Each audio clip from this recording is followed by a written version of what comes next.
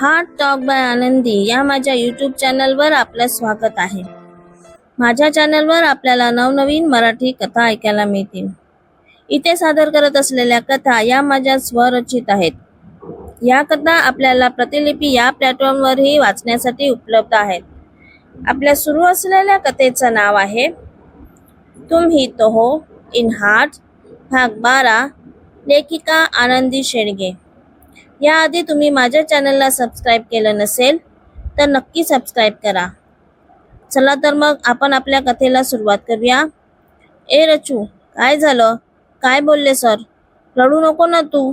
रचनाला असं रडताना बघून अनोखीलाही रडू येत होतं. रचनाने रेस्टिकेशन लेटर अनोखीच्या हातात ठेवलं आणि ते बघून अनोखीला शॉकच बसला.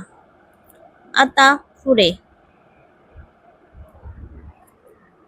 रचनाचं रेस्टिकेशन लेटर बघून अनोखीला आधी कामिनीचाच खूप राग आला. तिने आधी तिला समजून घ्यायला हवं होतं असं अनोखीला वाटत होतं. पण कामिनीला काही बोलणं म्हणजे पालत्या घड्यावर पाणी होतं. त्यामुळे अनोखीने डायरेक्ट अर्जुनशी बोलायचं ठरवलं. आपल्या मैत्रिणीचा जॉब वाचवण्यासाठी ती काहीही करायला तयार होती. इकडे अर्जुनने अर्णवला उद्याची मीटिंग अटेंड करायला सांगितली होती. त्यामुळे अर्जुन अर्णवला प्रेझेंटेशन बनवण्यात मदत करत होता. लंच टाइम झाला होता.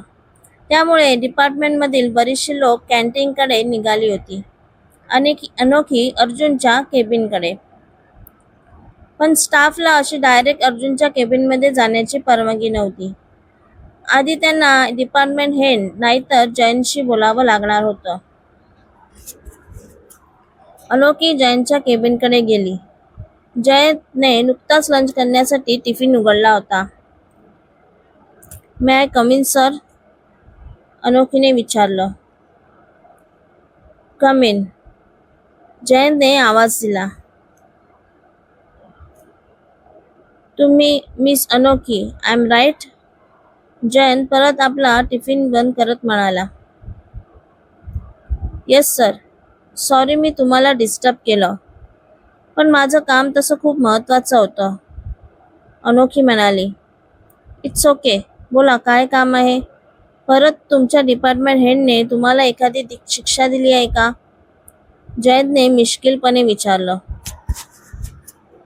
नाही सर, पण मला नाही, माझ्या मैत्रिणीची कामिनी मॅडमनी अर्जुन सरांकडे कंप्लेंट केली आणि अर्जुन सरांनी तिला रेस्टिकेट केलं.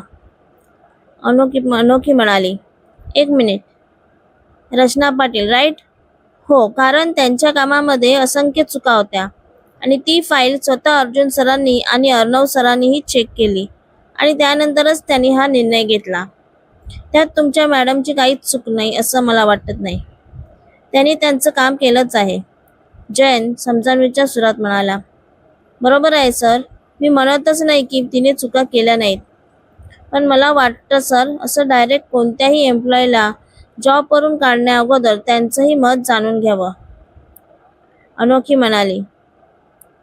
हे बघा मिस अनोखी, तुम्ही अर्जुन सरांना आता चांगलंच ओळखता. त्यांच्या कामात कोणतीही चूक झालेली चालत नाही. त्यामुळे सध्या मी तरी तुमची काहीच मदत करू शकत नाही. जयंत म्हणाला. सर प्लीज मला एकदा अर्जुन सरांशी या विषयावर बोलू द्या. अनोखी जयंतला विनवणी करत म्हणाली. अर्जुन सर आणि अर्णव सर मीटिंगमध्ये आहेत, त्यामुळे मी त्यांना आता असंच मध्येच डिस्टर्ब नाही करू शकत. नाहीतर तुमच्या मैत्रिणीचा जॉब वाचवण्याच्या प्रयत्नात माझा जॉब जायचा. जयंत म्हणाला. प्लीज सर, ती खूप त्रासात आहे. तिला या जॉबची खरंच खूप गरज आहे. मला फक्त एकदा अर्जुन सरांशी बोलू द्या. तुमची बहीण तुमच्याकडे काहीतरी मागते असं समजा सर, प्लीज. अनोखी जयंतला विनंती करत म्हणाली. अनोखीच्या बोलण्याने जयंतही थोडा इमोशनल झाल्यासारखा दिसला. बरं ठीक आहे, मी प्रयत्न करतो. तुम्ही या माझ्या मागून, जयंत म्हणाला आणि अनोखीला अर्जुनच्या केबिनकडे घेऊन गेला.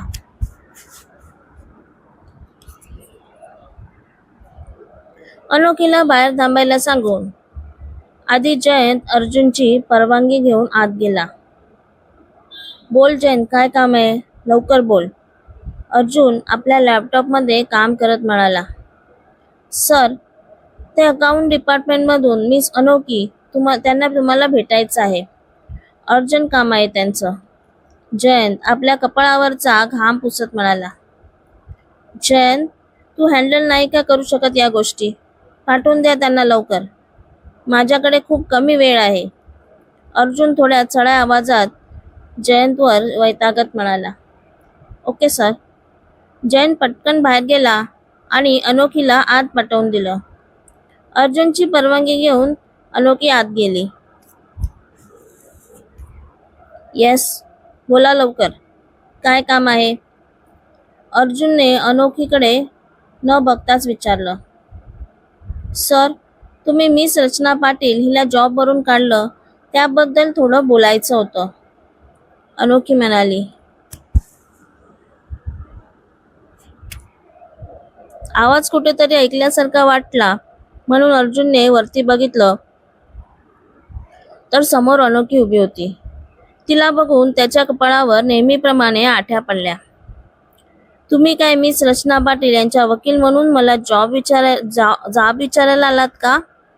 कोणत्याही स्टाफमुळे माझ्या कंपनीचं जर नुकसान होत असेल तर त्याला जॉबवरून काढून टाकण्याचा हक्क आहे माझ्याकडे. अर्जुन थोड्या रागातच म्हणाला. आय एम ॲग्री सर, तुमचं म्हणणं बरोबर आहे. पण एखाद्याला जॉब वरून काढण्या अगोदर त्याची पण बाजू ऐकून घ्यावी असं मला वाटतं. अनोखी बिनधास्तपणे म्हणाली. बाजू ऐकायची म्हणजे नक्की काय करायचं ते सांगाल का आपण? त्याने कामात चुका का आणि कशा केल्या ते ऐकायचंय का मी? अर्जुन वैतागत म्हणाला.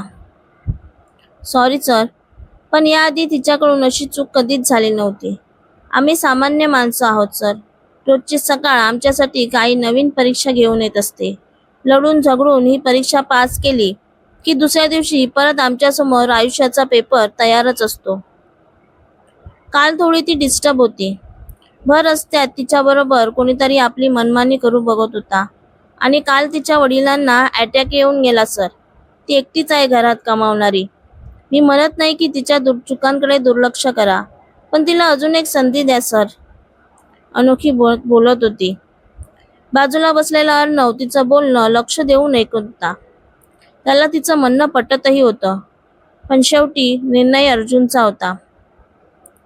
मला वाटतं हे त्यांच्या घरचे पर्सनल प्रॉब्लेम आहेत आणि हे त्यांनी घरीच ठेवून यावेत. तुमच्या प्रॉब्लेममुळे मला माझ्या कंपनीचे नुकसान झालेलं जराही चालणार नाही. आता ही ती फाईल आहे.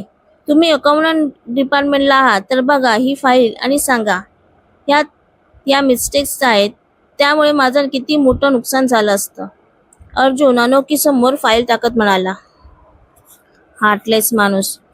ह्याच्याकडे हृदय आहे की नाही तेच कळत नाही.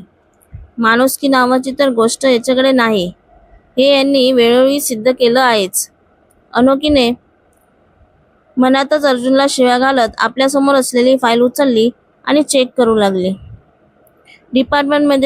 फाईलमध्ये तर खूपच चुका होत्या आणि हे अकाउंट डिपार्टमेंट असल्यामुळे नुकसानही झालंच असतं. पण त्यात अनोखीला संशय येत होता, कारण रचना नेहमीच आपलं काम मन लावून करत होती आणि ती कितीही डिस्टर्ब असली तरी एवढ्या चुका तिच्याकडून होणं शक्यच नव्हतं. हे नक्कीच कामिनीचं काम असणार.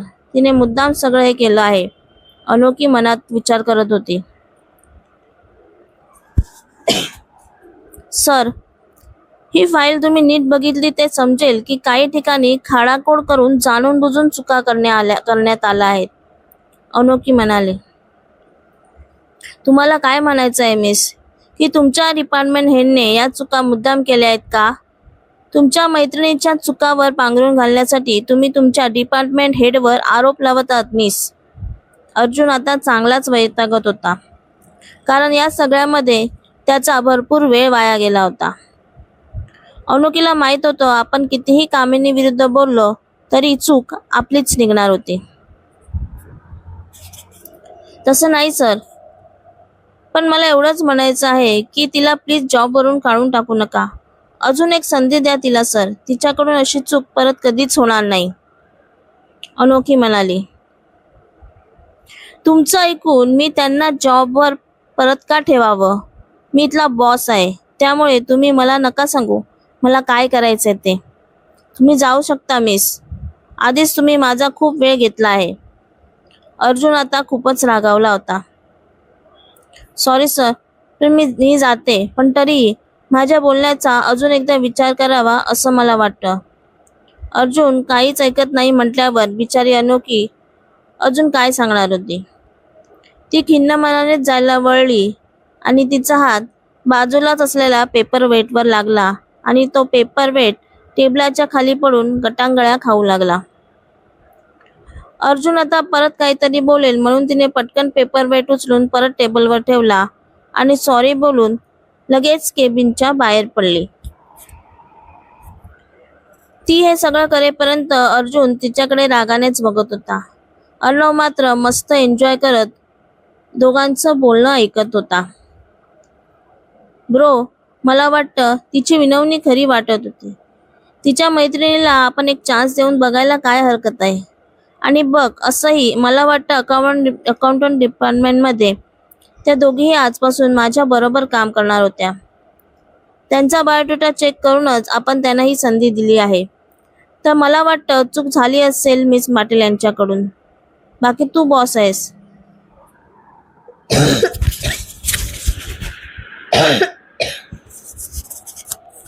आणि तुला माझ्यापेक्षा या सगळ्यांचा जास्त एक्सपिरियन्स आहे. शेवटी निर्णय तुझाच असेल. अर्णव त्याच्या परीने अर्जुनला समजावण्याचा प्रयत्न करत म्हणाला. ठीक आहे, तुला वाटतं तर एक संधी देऊन बघूया. पण जर असं काही झालं तर मिस पाटील ऐवजी त्यांच्या हात आलेल्या मैत्रिणीचा जॉब जाईल हे त्यांना कळव, अर्जुन म्हणाला आणि परत आपल्या कामाला लागला. अर्जुनला मनात शिव्या घालत आपला चेहरा पाडूनच अनोखी परत आपल्या डिपार्टमेंटमध्ये आली. अगं अनु, कुठे होतीस तू? नशीब ती कामिनी अजून आली नाही, नाहीतर तुझी पण कंप्लेंट घेऊन गेली असती बॉसकडे, रचना म्हणाली. अगं मी अर्जुन सरांकडेच गेले होते तुला जॉबवरून काढू नका हे सांगायला, पण ते खडूस काहीच ऐकायला तयार नाहीत. तुला सांगते, त्या माणसाला ना हृदयच नाही, मग कोणाबद्दल फिलिंग कशा असणार? अनोखी रागाने रचनाला सांगत होती. जाऊ दे ग, ते त्यांच्या बाजूने बरोबरच आहेत. त्यांना एवढी मोठी कंपनी सांभाळायची आहे. त्यांना स्वतःचंच नुकसान करून कसं चालेल? आणि तू प्रयत्न केलास ना माझ्यासाठी, त्यातच सगळं आलं बघ. कदाचित माझी आत्ताची वेळ चांगली नसावी म्हणून हे सगळं एकामागोमाग एक घडत आहे. रचना अगदी समजूतदारपणे अनोखीला समजावत होती. त्या दोघी बोलतच होत्या की अर्णव सरांनी तुम्हा दोघींना बोलावलं आहे असं पिऊन सांगून गेला आणि दोघींनी एकमेकीकडे आश्चर्याने बघितलं.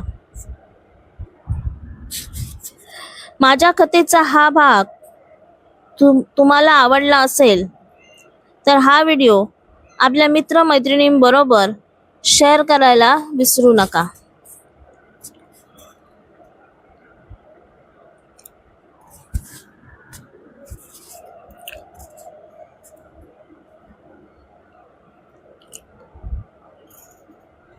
ही कथा तुम्हाला कशी वाटली ते नक्की कमेंटमध्ये सांगा. कथेचा पुढचा भाग ऐकण्यासाठी चॅनलला सबस्क्राईब करा. कथेचे भाग आठवड्याच्या दर सोमवार, गुरुवार आणि शनिवार या दिवशी येतील. भेटूया पुढच्या भागात. धन्यवाद.